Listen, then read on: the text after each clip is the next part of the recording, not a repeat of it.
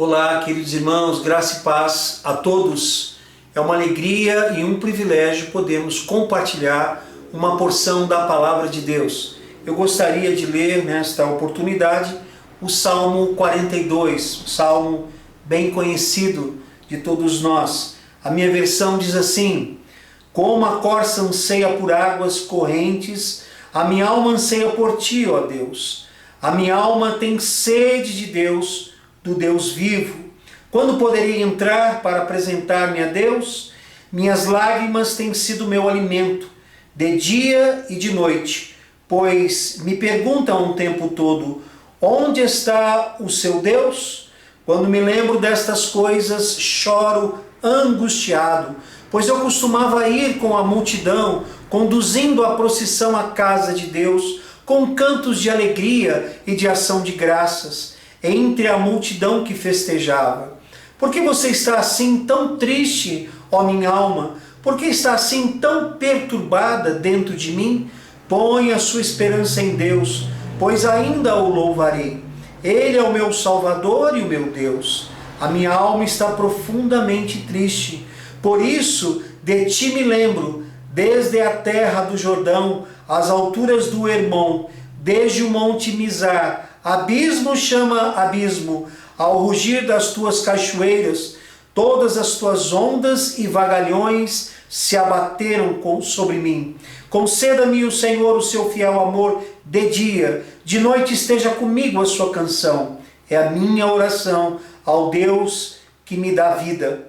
Direi a Deus, minha rocha: por que te esqueceste de mim? Por que devo sair vagueando e pranteando, oprimido pelo inimigo? Até os meus ossos sofrem agonia mortal, quando os meus adversários zombam de mim, perguntando-me o tempo todo: onde está o seu Deus? Por que você está assim, triste, tão triste, ó minha alma? Por que está assim tão perturbada dentro de mim? Põe a sua esperança em Deus, pois ainda o louvarei. Ele é o meu Salvador e o meu Deus. Aleluia! Que Deus nos abençoe com a sua palavra. Este é um dos salmos mais tristes que nós encontramos aqui nas Escrituras, no texto todo.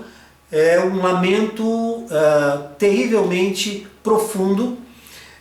E nós temos aqui, muito provavelmente, um homem que teme a Deus e que está distante, talvez em fuga, talvez apenas rodeado de inimigos, talvez preso, exilado, enfim, mas distante da sua terra. E este salmo, há algumas especulações de que Davi esteja fugindo de Absalão, Davi esteja fugindo de Saul. Nós não sabemos. Nós sabemos sim que esse salmo foi composto pelos os filhos de Coré, os coraitas. Então é possível que tenha sido alguém que tema a Deus e que esteja sendo muito perseguido. Pois bem, nós temos aqui a ansiedade do salmista. Essa ansiedade, ela se tornou notória, né? Nós lembramos desse salmo quando lemos esse primeiro versículo, né? Ou verso. Como a corça anseia por águas correntes, a minha alma anseia por ti, ó Deus. Ele expressando aqui neste salmo que tem sede de Deus. Mas a ansiedade dele, ela é exposta aqui durante esse salmo, dizendo que primeiro ele gostaria de estar na presença de Deus. E dentro da cultura teológica veterotestamentária, nós aprendemos que Deus habitava ali e se manifestava ali, melhor dizendo, no templo. Por isso fazia parte da cultura teológica do povo, entendendo que Deus estava ali no templo. E o desejo deste salmista que é estar ali, na presença de Deus.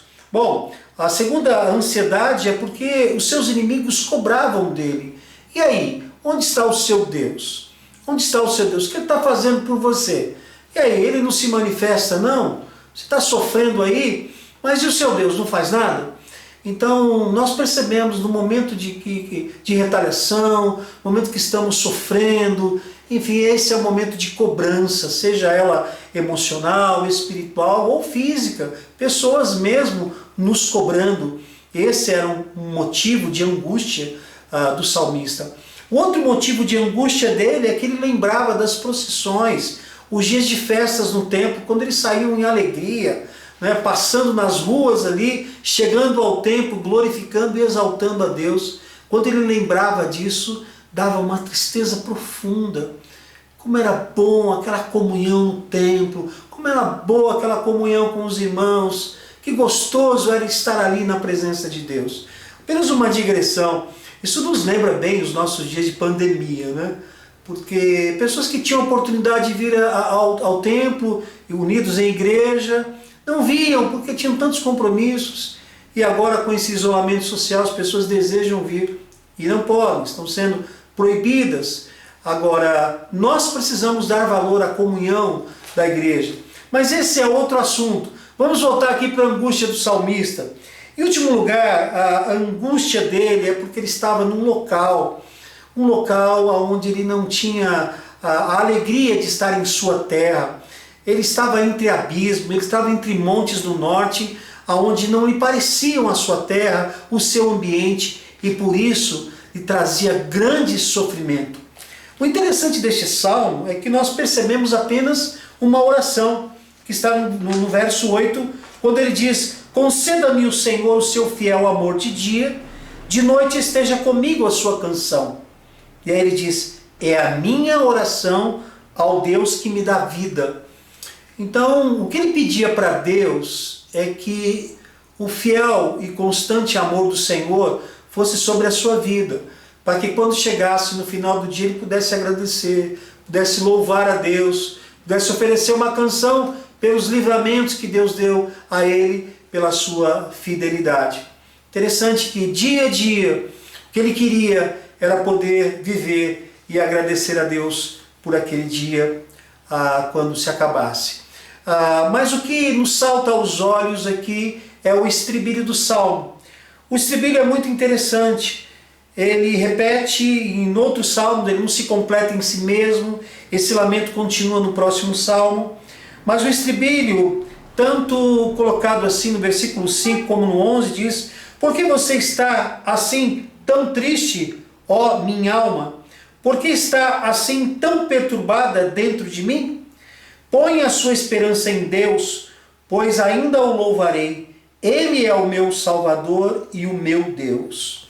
Esse estribilho mostra ele conversando consigo mesmo, dizendo: por que você está tão triste? Por que você está tão abatida, tão perturbada dentro de mim? Mas o texto mostra claramente que ele diz à sua alma: põe a sua esperança em Deus, pois ainda eu louvarei. E é o que fica para nós, que nós coloquemos a nossa esperança em Deus, apesar dos pesares, porque Ele é o nosso Salvador, Ele é o nosso Deus. E independente das circunstâncias que você esteja passando, dos seus lamentos, das suas angústias, das suas inquietações, ponha a sua confiança em Deus. Os homens nos frustram, mas Deus não. Por isso, ponha a sua confiança em Deus. Vamos orar? Curve a sua fronte, feche teus olhos. Pai de amor e de imensa bondade, graças nós te damos pela tua palavra. Graças nós te damos, Senhor, porque o Senhor é um Deus presente.